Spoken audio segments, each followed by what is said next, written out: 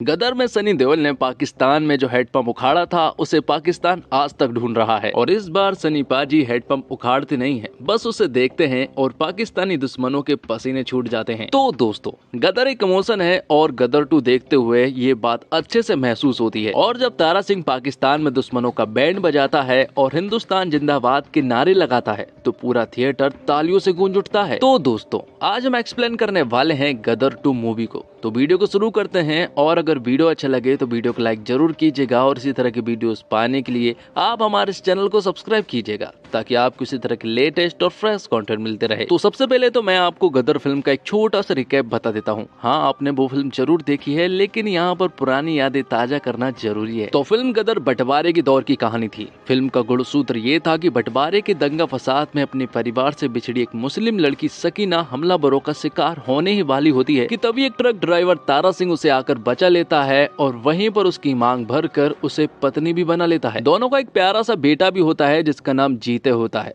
तारा सिंह अपनी पत्नी को पाकिस्तान से वापस लाने की जद्दोजहद करता है और वहीं तारा सिंह अपने प्रेम की ताकत के रूप में सामने दिखता है। लेकिन इस बार कहानी 1971 के भारत पाकिस्तान युद्ध से ठीक पहले की है। सकीना के पिता अशरफ अली को तारा सिंह की मदद करने के आरोप में फांसी दी जा चुकी है और ये बात सकीना को भी मालूम है। और इस फांसी के पीछे सबसे बड़ा हाथ था हामिद इकबाल का, जो कि पाकिस्तान का जनरल बन चुका है और वो हिंदुस्तान से बहुत ज्यादा नफरत करता है और उससे कहीं ज्यादा तारा सिंह से। जिसके बाद सीन पठानकोट में शिफ्ट होता है, जहां पर कि हम सन्नी पाजी मतलब कि तारा सिंह को देख पाते हैं। तारा सिंह अब अपने ट्रकों से आर्मी के कुछ सामानों को ले जाने लाने का काम करता है। इसी बीच तारा सिंह को कर्नल रावत बुलाते हैं और वो तारा सिंह से कहते हैं कि इस बार जंग के आसार नजर आ रहे हैं। उन्हें ऐसा लग रहा है कि इस बार जंग होकर ही रहेगी और इसलिए वो पहले से तैयार रहना चाहते हैं। इसलिए वो तारा सिंह से गुजारिश करते हैं कि उन्हें बहुत सारे ट्रकों की जरूरत पड़ सकती है। तब तारा सिंह उनसे कहता है कि वो हिंदुस्तान के लिए हमेशा तैयार रहेगा। अब अगले सीन में हम तारा सिंह के घर के सीन को दिखाया जाता है, जहाँ पर कि हम तारा सिंह की पूरी फैमिली को देख पाते हैं, जहाँ पर कि उसकी पत्नी सकीना और उसका बेटा जीते है। जीते का पढ़ाई में मन बिल्कुल भी नहीं लगता है, उसे तो एक एक्टर बनना है। लेकिन तारा सिंह ये नहीं चाहते हैं कि उसका बेटा एक्टर बने, बल्कि वो तो चाहते हैं कि उसका बेटा पढ़ाई करके अफसर बने। यहाँ पर जीते एक बाइक की भी डिमांड करता है, लेकिन तारा सिंह उससे साफ मना कर देते हैं,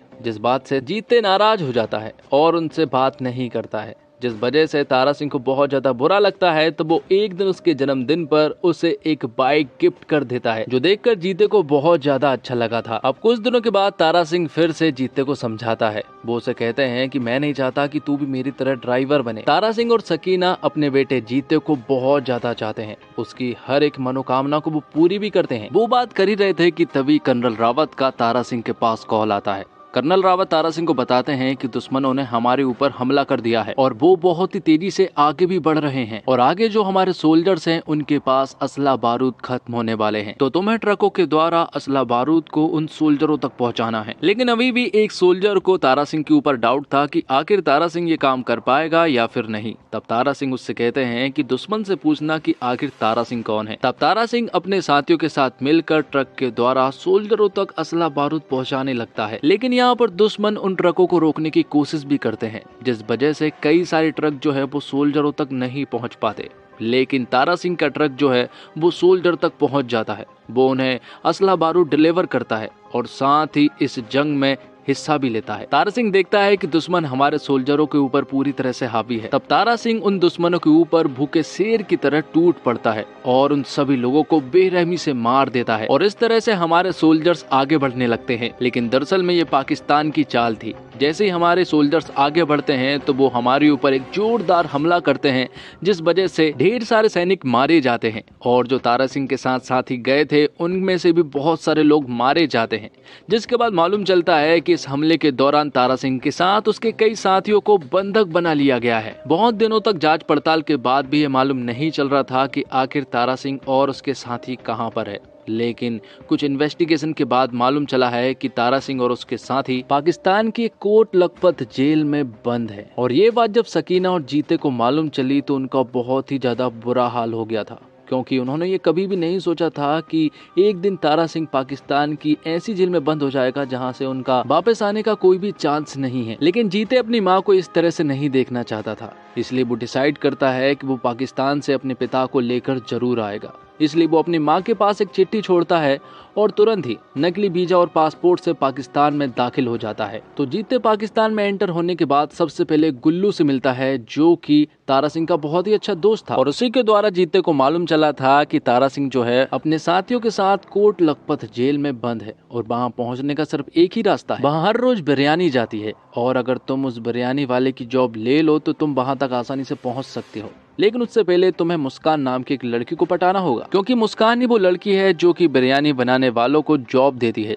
जो भी सबसे अच्छी बिरयानी बनाता है वही इस जॉब के हकदार रहते हैं। मुस्कान को फिल्म देखने का बहुत शौक है और उसका फेवरेट राजेश खन्ना है, और ये बात जीते को बहुत ही अच्छे से मालूम चल जाती है। तब वो मुस्कान के करीब आता है, वो उसे फिल्मी तरीके से पटाता है। यहाँ पर मुस्कान को भी कहीं न कहीं अब जीते बहुत ज्यादा पसंद आने लगा था। लेकिन एक दिन मुस्कान को जीते की सच्चाई मालूम चल जाती है। तब जीते भी यहाँ पर मुस्कान को सब कुछ सच सच बता देता है। वो उसे बता देता है कि वो कोई आतंकवादी नहीं है, वो बस अपने पिता को यहाँ से बचाने के लिए आया है। मुस्कान को जीते से प्यार हो गया था। तब यहाँ पर मुस्कान भी जीते का साथ देती है। कुछ दिनों के बाद ईद थी और सभी कैदियों को बाहर लाकर सिमैया खिलाई जा रही थी। हमीद इकबाल सभी कैदियों को बाहर लाता है, लेकिन यहाँ पर इन कैदियों में तारा सिंह नहीं था। ये देखकर जीते को बहुत अजीब लगा। तभी उसे मालूम चला कि एक कैदी जो है वो अंडा जेल में है, क्योंकि वो बहुत उत्पात मचा रहा था। तब यहाँ पर जीते किसी तरह से उस जेल में पहुंच तो जाता है, लेकिन जीते को वहां जाकर मालूम चलता है कि उस जेल में तारा सिंह नहीं बल्कि कोई और है। लेकिन इसी चक्कर में जीते उन लोगों के हाथ पकड़ा जाता है। वैसे तो कई दिनों से एक आईएसआई के लोगों की नजर जो है वो जीते पर थी, लेकिन इस बार हमीद इकबाल ने जीते को पकड़ लिया था। हमीद इकबाल यहाँ पर जीते को बुरी तरह से मारता है और उससे कहता है कि अब तू यहाँ पर मरेगा और तेरा बाप भी मरेगा। हमीद इकबाल जीते को बता देता है कि तेरा बाप तो यहाँ पर नहीं है, लेकिन तेरे यहाँ पर होने के कारण उसे तो यहाँ पर आना ही होगा। तब जीते उससे कहता है कि ये दुआ करना कि मेरा बाप यहाँ पर ना आए, क्योंकि अगर वो यहाँ पर आ गया ना और उसने मुझे इस हालत में देख लिया तो वो तेरे इतने चीथड़े करेगा कि पूरा पाकिस्तान नहीं गिन पाएगा। जिसके बाद सीन शिफ्ट होता है पठानकोट में, जहाँ पर की सकीना जो है वो तारा सिंह की तरफ दौड़ रही थी। यहाँ पर हमें मालूम चलता है कि दरअसल तारा सिंह वापस आ चुका है और तारा सिंह बताता है कि जंग के दौरान वो दुश्मनों के हाथ नहीं पकड़ाया था, बल्कि वो तो बेहोशी की हालत में नदी से कहीं दूर निकल गया था। वहाँ के कुछ लोगों ने उसे हॉस्पिटल ले गए, लेकिन वो बहुत दिनों तक कोमा में रहा और जब उसे होश आया तो वो यहाँ पर आ गया। जिसके बाद तारा सिंह को सकीना के द्वारा मालूम चलता है कि जित्ते पाकिस्तान में है। सकीना यहाँ पर तारा सिंह को सब कुछ बता देती है। ये सुनने के बाद तारा सिंह पूरी तरह से बौखला जाता है। उसे मालूम है कि वहाँ के लोग किस तरह से उसके साथ बर्ताव करेंगे। तब तारा सिंह डिसाइड करता है कि वो अपने बेटे जीते को पाकिस्तान से लेकर जरूर आएगा और अगले ही दिन अपने सफर की तरफ निकल पड़ता है। जीते वहाँ से जो चिट्ठियां भेजता था वो सारी चिट्ठियां यहाँ पर तारा सिंह के पास थी और वो सारी चिट्ठियों को पढ़ रहा था। और फिर कुछ समय के बाद तारा सिंह जो है वो लाहौर में एंटर हो जाता है। जब तारा सिंह वहाँ पर पहुँचता है तो वो देखता है कि यहाँ पर तो अलग तरह का ही माहौल बना हुआ है। यहाँ पर हिंदुस्तान के मुर्दाबाद के नारे लगाए जा रहे थे। दूसरी तरफ हम देखते हैं कि हामिद इकबाल ने जीते को पब्लिक के सामने रख दिया था। वो पूरी पब्लिक के सामने उसे देशद्रोह घोषित कर देता है। पाकिस्तानी पब्लिक के बीच में हामिद इकबाल ने उन लोगों के अंदर बहुत ज्यादा नफरत पैदा कर दी थी जीते को लेकर। तब सभी लोग चाहते थे कि अब जीते को फांसी हो, इसलिए जीते को यहाँ पर एक तोप से बांध दिया जाता है। जीते की हालत बहुत ज्यादा खराब थी। तब आखिर में जीते हामिद इकबाल से कहता है कि मरते हुए इंसान की आखिरी ख्वाहिश तो जरूर पूरी करते हैं। तब हामिद इकबाल जीते से पूछता है कि आखिर तेरी आखिरी ख्वाहिश क्या है। इतना बोलने के बाद यहाँ पर एंट्री होती है हमारे सन्नी पाजी मतलब की तारा सिंह की। तारा सिंह यहाँ पर आता है और तुरंत ही हामिद इकबाल से कहता है कि मेरे बेटे को छोड़ दो, तुम्हें मैं चाहिए था तो मैं यहाँ पर आ गया हूँ। लेकिन हामिद इकबाल यहाँ पर तारा सिंह से उल्टी सीधी बातें करता है और अब दोनों को मारने की बात भी कहता है। जिसके बाद हामिद इकबाल इस्लाम के बारे में तारा सिंह से उल्टी सीधी बातें करने लगता है। तब यहाँ पर तारा सिंह उससे कहता है कि अगर पाकिस्तान के लोगों को हिंदुस्तान जाने का मौका मिले तो आधे से ज्यादा पाकिस्तान खाली हो जाएगा और तुम्हें भीख मांगने के लिए कटोरा भी नहीं मिलेगा। ये बात सुनने के बाद हामिद इकबाल को गुस्सा आ जाता है और वो यहाँ पर तारा सिंह और जीते को मारने का ऑर्डर दे देता है। लेकिन यहाँ पर तारा सिंह बौखलाकर सभी को मार गिराता है और अपने बेटे जीते को लेकर यहाँ से भाग निकलता है। लेकिन अब पाकिस्तानी सोल्जर्स तारा सिंह और जीते के पीछे पड़ जाते हैं। यहाँ से वो दोनों किसी तरह से भाग तो निकलते हैं, लेकिन अभी भी वो उनका पीछा कर रहे थे। तब यहाँ पर तारा सिंह बौखलाते हुए सभी के सामने आता है और उन सभी को मार गिराता है, क्योंकि तारा सिंह अपने आप में एक आर्मी है। कुछ टुकड़ियों को तो तारा सिंह इतनी बेरहमी से मारता है कि कुछ लोग तो तारा सिंह को देखकर ही वहाँ से भाग निकलते हैं, क्योंकि तारा सिंह का ये रूप पूरी तरह से गदर मचा देता है। तो अब तारा सिंह का पूरा ध्यान दुश्मनों से लड़ने में था। वहाँ दूसरी तरफ कुछ लोग ने यहाँ पर जीते को पकड़ लिया था, पर जीते यहाँ पर उनसे जैसे तैसे फाइट करके उनसे दूर भाग निकलता है, लेकिन वो तारा सिंह से भी अब दूर हो जाता है। लेकिन अब तारा सिंह को जीते की चिंता होने लगी थी, क्योंकि उसे ऐसा लग रहा था कि शायद उन लोगों ने जीते को फिर से पकड़ लिया है। तब तारा सिंह गली गली जाकर अपने बेटे जीते को ढूंढने लगता है। वहाँ दूसरी तरफ हम देखते हैं मुस्कान को, जिसके पास हामिद इकबाल आया था, और यहाँ पर हमें मालूम चलता है कि दरअसल में मुस्कान के परिवार वालों को हामिद इकबाल ने गन पॉइंट पर रख के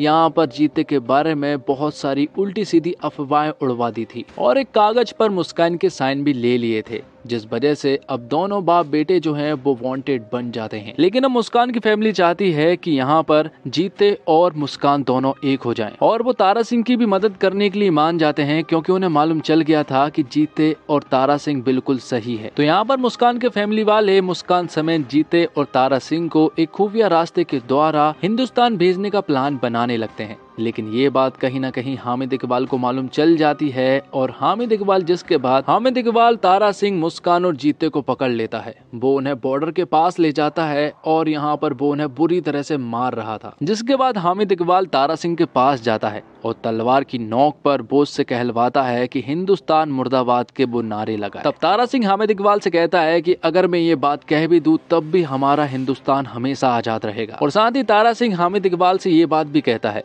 कि अगर तुम सारे पाकिस्तानी मिलकर हिंदुस्तान मुर्दाबाद के नारे भी लगाओगे ना, तब भी ये बात सिर्फ बॉर्डर तक पहुंच पाएगी।